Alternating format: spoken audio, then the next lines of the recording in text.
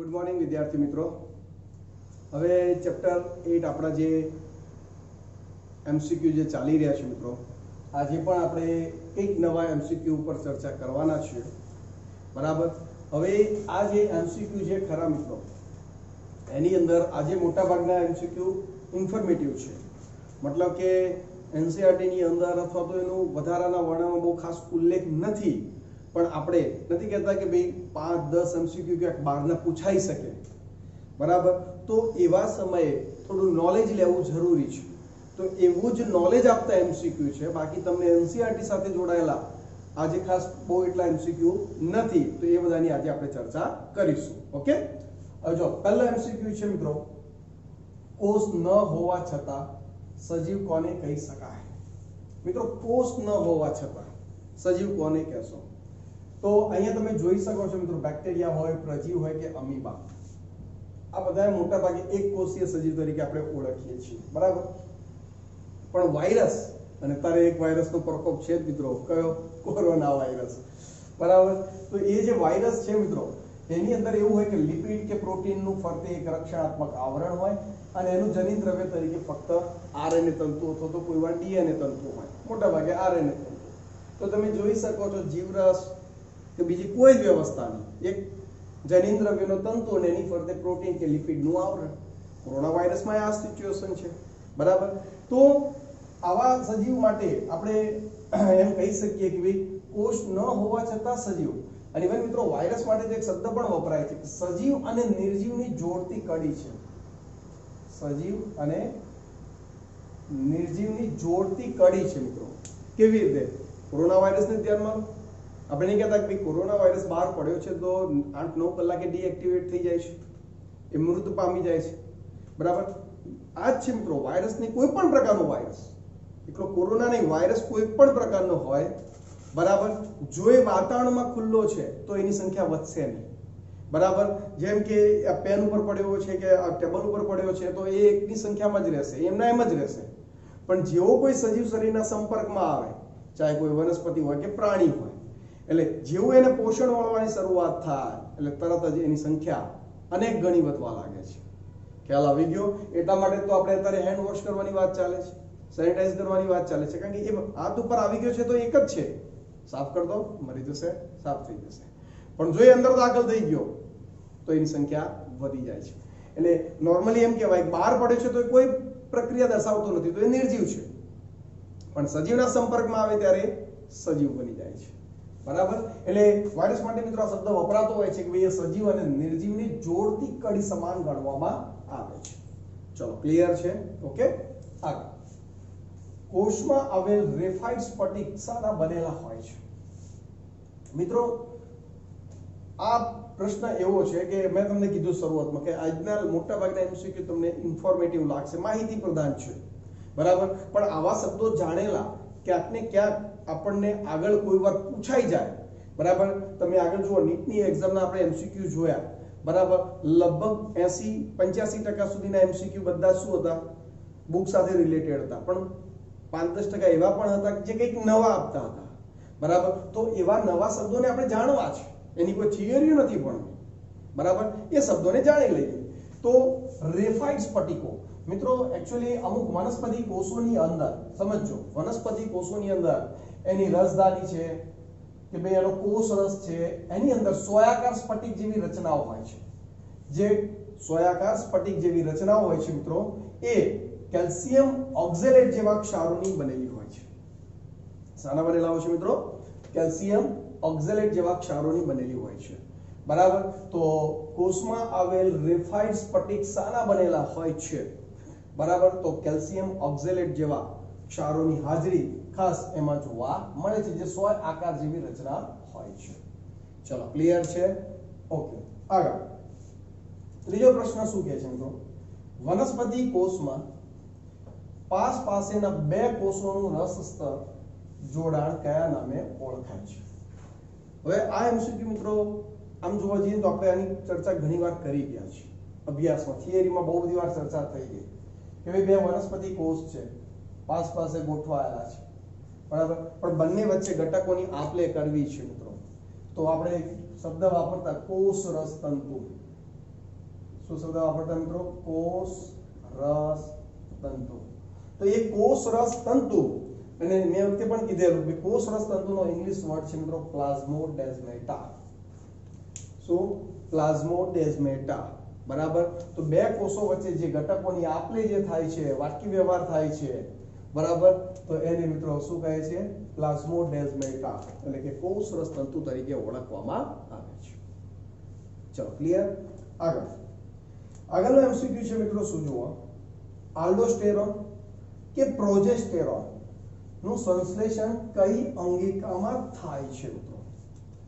આલ્ડોસ્ટેરોન અને પ્રોજેસ્ટેરોન નું સંશ્લેષણ. મિત્રો તમને ધોરણ 10 ની અંદર આ બધા અંતઃસ્રાવ આપણે ભણવાના જ છીએ, 11 સાયન્સમાં જ છે, પણ હ્યુમન ફિઝિયોલોજીમાં છે. બરાબર. તો અહીંયા અત્યારે આપણે એ ચર્ચા કરીએ છીએ કે આલ્ડોસ્ટેરોન પ્રોજેસ્ટેરોન, તમને ખબર હશે મિત્રો, આપણા લિંગી અંતઃસ્રાવ છે, નર જાતીય માદા જાતીય અંતઃસ્રાવ. બરાબર. તો એ મોટા ભાગે અંતઃસ્રાવ મિત્રો સ્ટીરોઇડના બનેલા હોય. સાનું બંધારણ ધરાવે છે મિત્રો સ્ટીરોઇડ, એટલે લિપિડ યુક્ત હોય. હવે યાદ કરો, આપણી અંતઃકોષ રસ આરઈઆર અને એસઈઆર. આરઈઆર પ્રોટીન સંશ્લેષણનું કાર્ય કરતી, તો એસઈઆર લિપિડના સંશ્લેષણના કાર્ય સાથે સંકળાયેલી હતી, અને એ જ લિપિડ સ્ટીરોઇડ અંતઃસ્રાવનું નિર્માણ કરે. તો સ્ટીરોઇડ અંતઃસ્રાવ, આલ્ડોસ્ટેરોન, પ્રોજેસ્ટેરોન એ બધા. બરાબર. તો અહીંયા આપણો આન્સર શું બને છે મિત્રો? તો કે આન્સર બી, મતલબ કે એસઈઆર બનતો જોવા મળે છે. ચલો ક્લિયર છે. બરાબર. આગળ વાત કરીએ મિત્રો, નીચેનામાંથી કયું કાર્ય આદિકોષ કેન્દ્રીય કોષ રસ સ્તરનું નથી મિત્રો? સમજો, નીચેનામાંથી કયું કાર્ય આદિકોષ કેન્દ્રીય કોષ રસ સ્તરનું નથી? બરાબર. પહેલું તો પસંદગીમાન પ્રવેશી પટલ. મિત્રો તમને યાદ હશે કે આપણે જ્યારે આદિકોષ કેન્દ્રીય કોષની રચનાનો અભ્યાસ કરેલો ત્યારે એક એવી વાત થઈ હતી કે ભાઈ આદિકોષ કેન્દ્રીય કોષનું મતલબ કે કોષ રસ પટલ જે ખરું એ અર્ધ પ્રવેશી પટલ છે. બરાબર. પણ પછી એક મુદ્દો એવો પણ આવેલો કે એનું બંધારણ સુકોષ કેન્દ્રીય કોષના કોષ રસ પટલ જેવું જ છે. સુકોષ કેન્દ્રીય કોષ માટે એક શબ્દ વપરાયેલો પસંદગીમાન પ્રવેશશીલ પટલ. એટલે હવે એના માટે હું તમને પેલા શબ્દ આપું કે ભાઈ દ્રાવણ છે, તો આ બે ઘટક હોય, દ્રાવક પ્લસ દ્રાવ્ય. બરાબર. દ્રાવક મોટા ભાગે આપણે સજીવોની અંદર પાણીની ચર્ચા કરીએ છીએ, તો પાણીનું વહન થવા દેશે, અને એની અંદર જે દ્રાવ્ય પદાર્થો હશે, જે જરૂરી છે એનો આવવા જવા દેવા, જરૂર છે તો એને અંદર દાખલ થવા દેશે, જેની જરૂર નથી અંદર છે તો એને બહાર મોકલશે. તો એ કાર્યને પસંદગીમાન પ્રવેશશીલ પટલ. તો યસ, કોષ રસ પટલનું, કોષ રસ સ્તરનું એ કાર્ય હોય છે. શક્તિનું ઉત્પાદન. મિત્રો શક્તિનું ઉત્પાદનમાં એવું છે કે જે યાદ કરો, આપણે આદિકોષ કેન્દ્રીય કોષની અંદર એક આવી રીતે પટલયુક્ત રચના જોયેલી, જેના માટે એક શબ્દ આપણે વાપરેલો મિત્રો, મેસોઝોમ. શું શબ્દ વાપરેલો? મેસોઝોમ. તો એ મેસોઝોમ શ્વસનના કાર્ય સાથે સંકળાયેલું છે. કયા કાર્ય સાથે સંકળાયેલું છે? યાદ કરો, એનસીઈઆરટી માં વર્ડ હતો જ. બરાબર. તો શ્વસનનું કાર્ય થાય એટલે સીધી વસ્તુ છે, શક્તિનું શું થાય? નિર્માણ થતું હોય છે. તો એ કાર્ય સાથે પણ સંકળાયેલું છે. બરાબર. રંગસૂત્રોનું જોડાણ સ્થાન તરીકે. હવે આપણે જાણીએ છીએ કે ભાઈ આની પાસે રંગસૂત્ર તો આદિકોષ કેન્દ્રીય કોષ સજીવો ન્યુક્લિયોઇડ એક જ જનીન દ્રવ્ય પેલું ગૂંચળામય સ્વરૂપે હતું. યાદ કરો, આપણા જેવા 23 જોડ રંગસૂત્રો એની પાસે નથી. બરાબર. હવે આ માતૃકોષને એકમાંથી બે બાળકોષમાં કન્વર્ટ થવું છે, તો એને જનીન દ્રવ્ય ડબલ કરવું પડશે. હવે આપણી અંદર તો શું છે મિત્રો? આપણા અંદર તો એક કોષની અંદર કોષ કેન્દ્ર પટલ છે, અને એની અંદર જનીન દ્રવ્ય આવેલું છે. તો આપણા રંગસૂત્રોને સપોર્ટ કરવા માટે કોષ કેન્દ્ર પટલ છે આપણા, એટલે મતલબ સુકોષ કેન્દ્રીય કોષ વાળા સજીવો. પણ આદિકોષ કેન્દ્રીય કોષમાં તો ફરતે કોઈ કોષ કેન્દ્ર પટલ નથી. તો એને સપોર્ટ કોણ પૂરો પાડે? તો કે મેસોઝોમ અથવા તો એનું કોષ રસ પટલ પૂરું પાડે છે. ખ્યાલ આવે છે કે નહીં? એટલે ખાસ કરીને મેસોઝોમ નહીં મિત્રો, કોષ રસ પટલ જ આ કાર્ય કરતો હોય છે. બરાબર. તો રંગસૂત્રોના જોડાણ સ્થાન તરીકે પણ એનું કાર્ય થઈ ગયું. શક્તિનું વહન, હા, એ કાર્ય એનું નથી. હા, શક્તિનું ઉત્પાદન થાય છે મેસોઝોમની માધ્યમ દ્વારા. બરાબર. પણ એ કોઈ વહનના કાર્ય સાથે સંકળાયેલું નથી. બરાબર. એટલે અહીં આપણો આન્સર શું બનશે મિત્રો? ડી બનતો જોવા મળશે. હવે જો મિત્રો, અહીંયા હજુ હું તમને કહું છું, આજનો આપણો ટોટલી મોટા ભાગના એમસીક્યુ ઇન્ફોર્મેટિવ જ છે, મતલબ માહિતી લક્ષિત છે. બરાબર. મારી પાસે જેટલી માહિતી હશે એ હું તમને આપતો રહીશ. બરાબર, જે દિવસે તમારી પાસે ધારો કે જે તે રેફરન્સ બુક આવશે ત્યારે પણ એ માહિતી તમને મળી જશે, પરંતુ અહીંયા એનસીઈઆરટી માં બધાનો ઉલ્લેખ નથી. આમાંથી અમુક જૂના સિલેબસ સાથે પણ સંકળાયેલા છે. ખ્યાલ આવ્યો? એટલે તમારે પેનિક કે ટેન્શન લેવાની જરૂર નથી મિત્રો, આવી જ જવાનું છે. મતલબ કે આ ફક્ત એક નોલેજ જ લેવાનું છે. ભાઈ ચલો આ આન્સર છે, ઓકે, હવે ખબર પડી ગઈ કે સોયાકાર રચના તો કે કેલ્શિયમ ઓક્ઝેલેટ છે, સજીવ નિર્જીવને જોડતી કડી કે વાયરસ છે, કોષરસ તંતુ કે પ્લાઝ્મોડેઝમેટા. ખ્યાલ આવે છે કે મિત્રો? એસીઆર ઓકે તો નોર્મલ છે. અને આ વસ્તુ તમને કહી દઉં કે જૂના સિલેબસમાં હતો જ અમારે એમસીક્યુ, મતલબ કે ટોપિક, બરાબર. તો એક નોલેજ તમને મળી ગયું અહીંયા. ખ્યાલ આવી ગયો? ઓકે, તો આગળ વધીએ.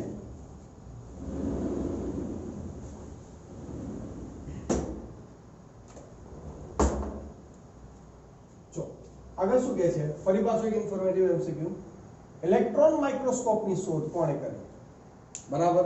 હવે વૈજ્ઞાનિકો મોટા ભાગે મિત્રો બુક રિલેટેડ પૂછાતા હોય છે, પણ છતાંય ઇલેક્ટ્રોન માઇક્રોસ્કોપ વારંવાર ચર્ચા થતી હોય છે, એટલે આપણે એમસીક્યુ જોઈશું. તો કે નો અને રૂસ્કા નામના જે વૈજ્ઞાનિકો જે ખરા, બરાબર, એમના દ્વારા ઇલેક્ટ્રોન માઇક્રોસ્કોપની શોધ કરવામાં આવી હતી.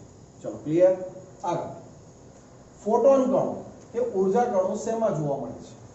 હવે આ એમસીક્યુ એકચ્યુઅલી મિત્રો ચેપ્ટર નંબર તમારું લગભગ 13 જે પ્રકાશ સંશ્લેષણ છે એ ચાલશે, એટલે 100% ક્લિયર થઈ જવાનું છે. પણ છતાં અહીંયા હું ચર્ચા કરીશ.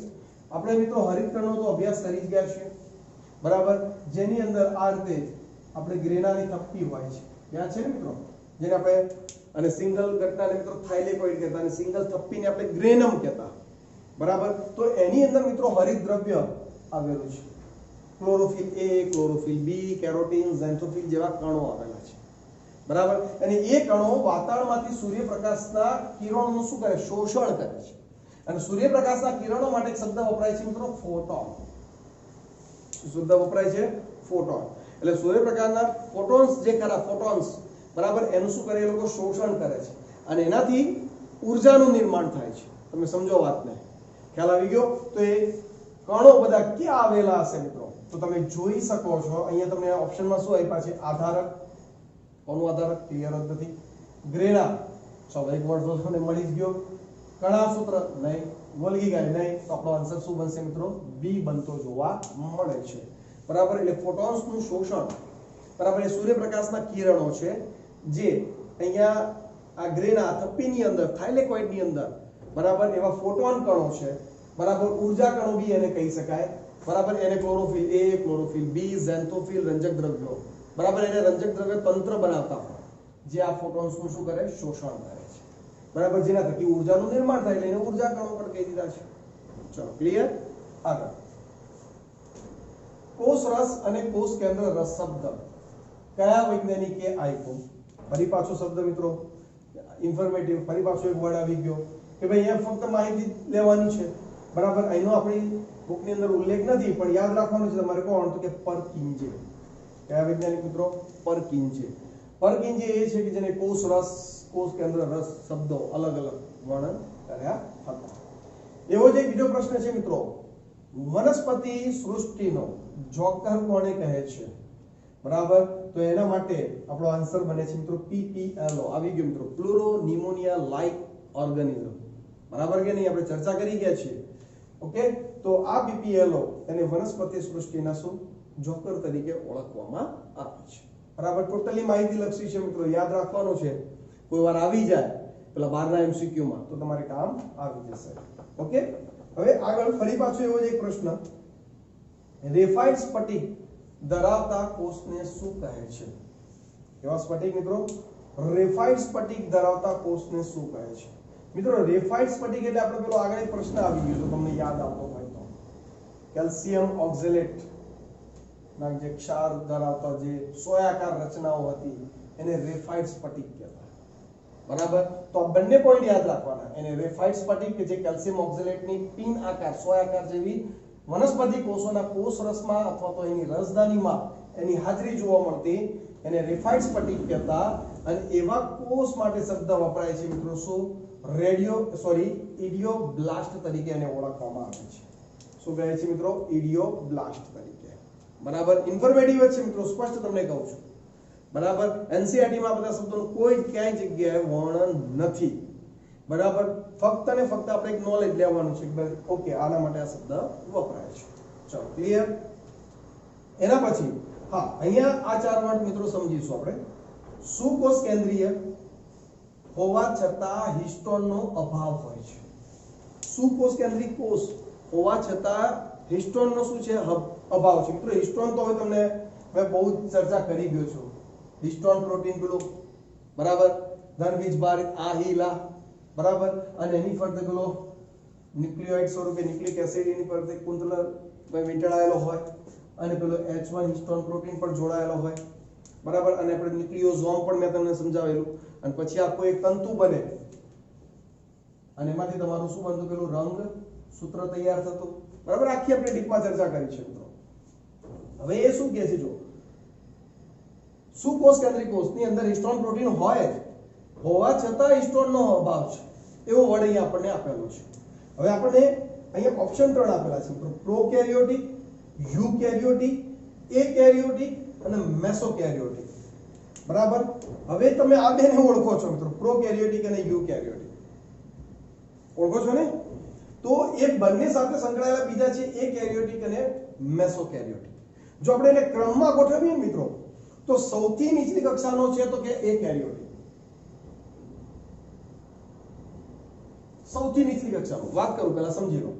એનથી એક સ્ટેપ અપ તો કોણ આવશે? પ્રોકેરિયોટિક. એક સ્ટેપ અપ. એનથી એક સ્ટેપ અપ જઈએ તો આવશે મેસોકેરિયોટિક.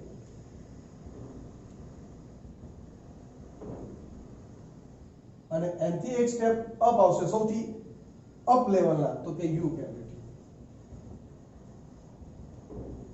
હવે મિત્રો આની અંદર શું ફરક છે એ આપણે જોવાનું છે. એકેરિયોટિક એટલે ટોટલી કોષ કેન્દ્રનો અભાવ. સમજો મિત્રો, એકેરિયોટિક એટલે ટોટલી કોષ કેન્દ્રનો અભાવ. સમજો વાતને તમે. ટોટલી કોષ કેન્દ્રનો અભાવ એટલે સૌથી નીચલી કક્ષાના થઈ ગયા. અચ્છા, પ્રોકેરિયોટિકમાં આપણે શું કહેતા? કોષ કેન્દ્ર પટલનો અભાવ કહેતા. સમજો, કોષ કેન્દ્ર પટલ નહોતું, જનીન દ્રવ્ય તો હતું, હા કોષ કેન્દ્રિકા પણ નહોતી બરાબર. તો આપણે એમ નહોતા કહેતા કે પ્રોકેરિયોટિક ની અંદર કે આદિ કોષ કેન્દ્રિક કોષ આપણો આ કે ભાઈ કોષ કેન્દ્રનો અભાવ છે એવું નહોતા કહેતા આપણે. કોષ કેન્દ્ર પટલનો અભાવ છે એટલે ચોક્કસ કોષ કેન્દ્રનું સ્થાન નિર્દેશિત થતું નથી એટલે આપણો પ્રોકેરિયોટિક થઈ ગયો બરાબર.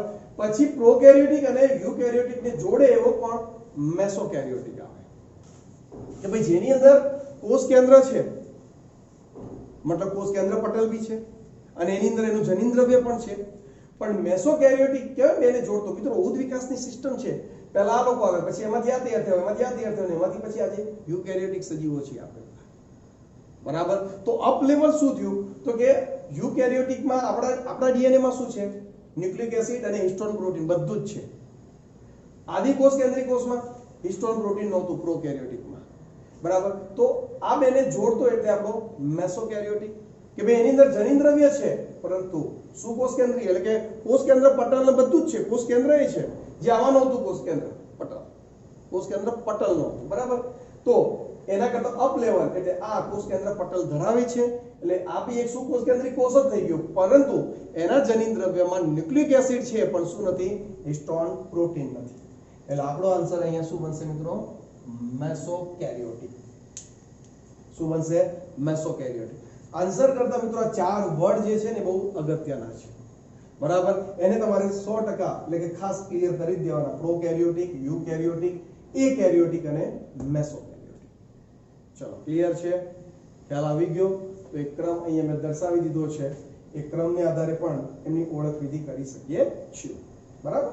ઓકે, અહીંયા મેં નોંધ પણ આપેલી છે. જો એકેરિયોટિક તો કે કોષ કેન્દ્રનો ટોટલી અભાવ અને મેસોકેરિયોટિક શું કોષ કેન્દ્રીય હોવા છતાં હિસ્ટોન પ્રોટીનનો શું હોય? અભાવ રહેતો જોવા મળે છે. ચલો ક્લિયર? રેડી? ઓકે. આગળ મિત્રો, પ્લાઝમિડ ડીએનએ અને ન્યુક્લિયોટાઇડ ડીએનએ જોડાઈને શું બનાવે છે બરાબર. હવે અહીંયા તમારે જોવાનું છે મિત્રો કે ન્યુક્લિયોઇડ હશે, આપણે અહીંયા થોડો સુધારો કરી દઈએ. ઓકે, પ્લાઝમિડ ડીએનએ અને ન્યુક્લિયોઇડ. હવે મિત્રો યાદ કરો, પહેલા તો આદિકોષ કેન્દ્રીય કોષ હોય, બરાબર, તો એના જનીન દ્રવ્યને આપણે શું કહીએ છીએ મિત્રો? ન્યુક્લિયોઇડ કહીએ છીએ, બરાબર. અને એ સિવાય એનું એક વલયાકાર ડીએનએ અલગથી હોય છે, બરાબર. હવે એ શું કહે છે કે એ બંનેના જોડાવાથી, બરાબર. હવે આ એક ટોટલી પોઈન્ટ કોઈ જગ્યાએ એનસીઈઆરટી માં આનું વર્ણન નથી, બરાબર. પરંતુ અહીંયા 4 વર્ડ આપણને આપેલા છે. એ ચારે 4 વર્ડ હું તમારી સાથે પ્રિસ્ક્રાઇબ કરું, એટલે કે રજૂઆત કરું છું કે જેથી તમને સમજવામાં સરળ રહે, બરાબર. હવે તમે જે જાણો છો ને એ વર્ડ પહેલા લો. એક વર્ડ છે મિત્રો મેસોઝોમ, તમે જાણો છો, યાદ કરો. કોષ રસ પટલ અંદરની તરફ અંતર્વલન પામે ગૂંચળામય રચના, એને આપણે શું કહેતા? મેસોઝોમ. હમણાં જ ચર્ચા કરી છે, બરાબર. તો આ વર્ડ વિશે તમે જાણો છો, એનો મતલબ એ તો આ બે વસ્તુમાં છે જ નહીં. બીજો વર્ડ અહીંયા આપ્યો છે ન્યુક્લિયોઇડ.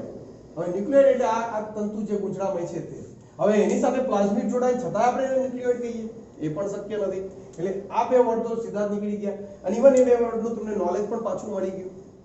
હજુ એ તમને કહું છું, આજે ટોટલી આપણો વિડિયો માહિતીલક્ષી એમસીક્યુ ઉપર જ છે, બરાબર. એનસીઈઆરટી સાથે આ એક પણ એમસીક્યુ જોડાયેલો નથી, છતાં પણ આપણે નોલેજમાં અપ કરી રહ્યા છીએ. જેટલા જાણશો એટલું તમારું નોલેજ અપ રહેશે. એનસીઈઆરટી ના આવી ગયા એમસીક્યુ ફટાફટ ટીક કરી દેશો. થોડા એક્સ્ટ્રા પોઈન્ટ સાથે મેં તમને ભણાવેલું છે, એ આવી ગયા તો બી તમને આવડશે. અને અમુક વર્ડ એવા છે કે જે બહારનું જ કહેવાય, તો એ આવા એમસીક્યુ સોલ્વ કર્યા હોય તો આપણું નોલેજ એકદમ ક્લિયર રહે. ઓકે, તો જુઓ, હવે આ બે વર્ડ ઉપરની મગજમારી છે મિત્રો, તો એને બે એમસીક્યુ એવા છે, મેં જોડે જ રાખ્યા છે. એક ત્રીજો શબ્દ છે મિત્રો મોનોઝોમ. મોનોઝોમ મિત્રો હંમેશા યાદ રાખજો, અને જરૂરી એવો લાગે છે. પ્રોકેરિયોટિક સેલ જે ખરા, પ્રોકેરિયોટિક એટલે આદિકોષ કેન્દ્રીય કોષ, એના કોષ રસની અંદર મિત્રો રિબોઝોમ આવેલા હોય, બરાબર ને. અને કયા રિબોઝોમ એ પણ તમને ખબર છે, 70 પ્રકારના.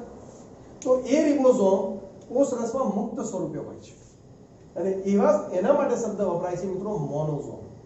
શું કહે છે એને? મોનોઝોમ. એટલે રિબોઝોમ્સ માટે, કોષ રસમાં આવેલા મુક્ત રિબોઝોમ્સ માટે શબ્દ વપરાય મોનોઝોમ. તો હવે 3 વર્ડ ક્લિયર થઈ ગયા. મેસોઝોમ એટલે કોષ રસ પટલ અંતર્વલક થયેલું છે. ન્યુક્લિયોઇડ એનું જનીન દ્રવ્ય છે. મોનોઝોમ તો કે એની અંદર છૂટાછવાયા પથરાયેલા રિબોઝોમ્સ છે. તો વધ્યું કોણ મિત્રો? એપિઝોમ. એટલે એપિઝોમ એટલે પ્લાઝમિડ પ્લસ ન્યુક્લિયોઇડ બે જોડાય, એટલે એ બંનેની સંયુક્ત રચનાને મિત્રો શું કહે છે? એપિઝોમ તરીકે ઓળખવામાં આવે છે. ચલો ક્લિયર? ઓકે, આગળ જો મિત્રો, આ એમસીક્યુ પરથી આ સોર્ટ આઉટ થઈ જશે તમારે. કેવી રીતે? પ્રોકેરિયોટાના રિબોઝોમ્સને શું કહે છે? હમણાં જ ભણાવી. પ્રોકેરિયોટામાં રિબોઝોમ્સ કોષ રસમાં મુક્ત હોય છે, તેને શું કહેવાય? મોનોઝોમ કહે છે. તો અહીંયા પણ આપણો આન્સર શું બનશે મિત્રો? મોનોઝોમ થશે. કેવી રીતે? પ્રોકેરિયોટામાં એટલે કે આદિકોષ કેન્દ્રીય કોષમાં રિબોઝોમ્સ કોષ રસમાં મુક્ત હોય છે, બરાબર. હવે મેસોઝોમ મેં તમને સમજાવી દીધો, ન્યુક્લિયોઇડ તમને સમજાવી દીધું, એપિઝોમ સમજી ગયા હવે તો આન્સર શું બને મિત્રો? મેસોઝોમ બનતો જોવા મળે છે. ચલો ક્લિયર છે? ખ્યાલ આવી ગયો? ઓકે, આગળ પ્રોકેરિયોટાના રંગસૂત્રને શું કહે છે? પ્રોકેરિયોટાના રંગસૂત્ર એટલે ન્યુક્લિયોઇડ, બરાબર. હવે અહીંયા પણ ઇન્ફોર્મેટિવ છે, પણ મિત્રો અહીંયા બે વર્ડ તો તમારા સીધા નીકળી જશે. કયા? એપિઝોમ અને મોનોઝોમ. કારણ કે તો ઓલરેડી આપણે ચર્ચા કરી કે એપિઝોમ એટલે પ્લાઝમિડ પ્લસ ન્યુક્લિયોઇડ એટલે એપિઝોમ. મોનોઝોમ એટલે કોષ રસમાં મુક્ત રિબોઝોમ્સ હોય તો એને મોનોઝોમ્સ કહે છે. આ બે વર્ડ તો નીકળી ગયા તમારે. વધ્યા આપે રંગસૂત્રને શું કહે છે? કોના? પ્રોકેરિયોટાના, બરાબર. મિત્રો ક્રોમેટોફોર, ક્રોમેટિન દ્રવ્ય મિત્રો આપણું જે જનીન દ્રવ્ય છે ને, જેમ કે સુકોષ કેન્દ્રીય કોષ ધરાવતા સજીવો, બરાબર, તો એના જનીન દ્રવ્યને મિત્રો ક્રોમેટિન કહે છે, બરાબર. અને ક્રોમેટોફોર આખો જો કે વર્ડ જ અલગ છે મિત્રો, પેલા રંજક કણો સાથે સંકળાયેલો છે. પરંતુ અહીંયા એક વસ્તુ કહી દઉં તમને, આપણા મનુષ્યના જે રંગસૂત્રો છે ને, અથવા તો જનીન દ્રવ્ય કહીશું, મનુષ્યનું જનીન દ્રવ્ય, એના માટે શબ્દ વપરાય છે જીનોમ. એના માટે શબ્દ શું વપરાય છે? જીનોમ. મનુષ્યના જનીન દ્રવ્ય માટે શબ્દ વપરાય જીનોમ. તો આદિકોષ કેન્દ્રીય કોષ એટલે કે પ્રોકેરિયોટિક કોષ ધરાવતા સજીવોના જનીન દ્રવ્યને મિત્રો ઝીનોફોર તરીકે ઓળખવામાં આવે છે. શું તરીકે ઓળખવામાં આવે છે? ઝીનોફોર. આપણા જનીન દ્રવ્યને જીનોમ, જે બાર સાયન્સમાં તમે ભણવાના જ છો, બરાબર. પરંતુ આદિકોષ કેન્દ્રિક મિત્રો પ્રોકેરિયોટિક હવે તમને ખબર હોવી જ જોઈએ. હું આદિકોષ કેન્દ્રિક કોષ એટલા માટે બોલી રહ્યો છું કે તમે કન્ફ્યુઝ ન થાઓ. હવે આ બધું ક્લિયર કે ભાઈ પ્રોકેરિયોટિક તો આદિકોષ કેન્દ્રિક કોષ, યુકેરિયોટિક તો કે સુકોષ કેન્દ્રિક કોષ, બરાબર. હવે આ વર્ડ વારંવાર હું તમારી સાથે ચર્ચા કરું તો એ આપણો સમય વ્યર્થ જઈ રહ્યો છે. ક્લિયર? તો પ્રોકેરિયોટામાં ના રંગસૂત્રને શું કહે છે? તો કે ઝીનોફોર તરીકે ઓળખવામાં આવે છે. જો સુકોષ કેન્દ્રીય આવે તો આપણા જનીન દ્રવ્યને જીનોમ કહે છે. ચલો ક્લિયર. ફરી પાછો એક નવો ઇન્ફોર્મેટિવ એ જ મિત્રો એમસીક્યુ. પક્ષીઓના અંડપિંડમાં જોવા મળતી 3 પટલયુક્ત અંગિકા. નોર્મલી આપણે જોયું કે ભાઈ સુકોષ કેન્દ્રિક કોષની અંદર બધી જ અંગિકાઓ કેવી છે મિત્રો? બેવડી પટલમય રચના છે. ચાહે તમારું ગોલ્ગી કાય હોય, અંતઃકોષ રસજાળ હોય, કણાસૂત્ર હોય કે હરિત કણ હોય, બધી જ બેવડી પટલયુક્ત અંગિકાઓ છે, બરાબર.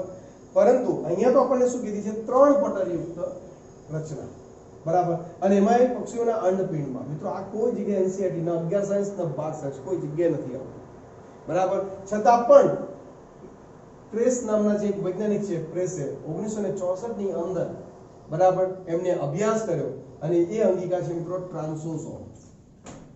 કઈ છે મિત્રો? ટ્રાન્સોસોમ, બરાબર. તો આ અંગિકાની રજૂઆત કોણે? પ્રેસે 1964 ની અંદર, મતલબ કે એનો અભ્યાસ એમને કર્યો હતો. તો આ પણ એક માહિતીલક્ષી જ એમસીક્યુ કહી શકીએ કે ભાઈ પક્ષીઓના અંડપિંડમાં જોવા મળતી 3 પટલયુક્ત અંગિકા કોણ છે? ટ્રાન્સોસોમ છે. અને વૈજ્ઞાનિક પ્રેસે યાદ રાખવાની જરૂર નથી, ઇન્ફોર્મેટિવ છે. 2 વાર સાંભળી લીધું, જોઈ લીધું, બહુ થઈ ગયું, બરાબર. આવા જો મિત્રો આજે જે મોટા ભાગે આપણે એમસીક્યુ ની ચર્ચા કરીને ઇન્ફોર્મેટિવ હતા, ઘણીવાર વિદ્યાર્થીઓ સુધા આવા એમસીક્યુ જોઈને ગભરાઈ જાય છે, બરાબર. પરંતુ મિત્રો હજી તમને કહું છું કે લગભગ 65-70 એમસીક્યુ જે 90 માંથી કહીએ તો બેટા એનસીઈઆરટી બેઝ હોય, ટ્વિસ્ટેડ હોય, બરાબર. પરંતુ જે પેલા 5, 10 કે 15 એમસીક્યુ, લાસ્ટ યર તો લગભગ 85 એમસીક્યુ એનસીઈઆરટી બેઝ જ હતા. 85 અપ, ડાઉન નહીં, અપ, બરાબર કે નહીં? તો પણ આપણે શું છે કે ભાઈ ચલો 5-7 કે એનસીઈઆરટી વાળા ખોટા પડે તો આવું બહારનું નોલેજ લીધું હોય તો આપણને તકલીફ પડે નહીં. ક્લિયર છે? તો આવા ઇન્ફોર્મેટિવ એમસીક્યુ આવે જ્યારે માહિતી લક્ષી હોય ખાલી, તો આપણે એને 1-2 વાર જોઈ લેવાના, ધ્યાનમાં રાખવાના, વારંવાર જોતા રહેવાનું, મતલબ જ્યારે એક્ઝામ આવે ત્યારે, એટલે પુનરાવર્તિત થયા કરે. જેથી શું થાય કે ભલે વાંચવાનું નથી એને, પણ જે દિવસે એમસીક્યુ પરીક્ષા આપણી હોય અને ક્યાંક આવો વર્ડ જોવા મળે તો તરત જ આપણો એમસીક્યુ સોલ્વ થઈ જાય. ઇવન આવા બહારના જાણકારીને કારણે ઘણીવાર આપણી મૂંઝવણ હોય કોઈ એમસીક્યુ સોલ્વ કરવામાં, ભલે એનસીઈઆરટી નો જ હોય, તો બી આવા નોલેજના કારણે એમસીક્યુ આપણો સરળતાથી સોલ્વ થઈ જાય, ખોટો પડતો નથી, બરાબર છે. તો આશા રાખું કે દરેક વિદ્યાર્થીઓને આજને માહિતીલક્ષી જે પણ એમસીક્યુ જોયા બધા જ ક્લિયર થઈ ગયા હશે. Okay, good.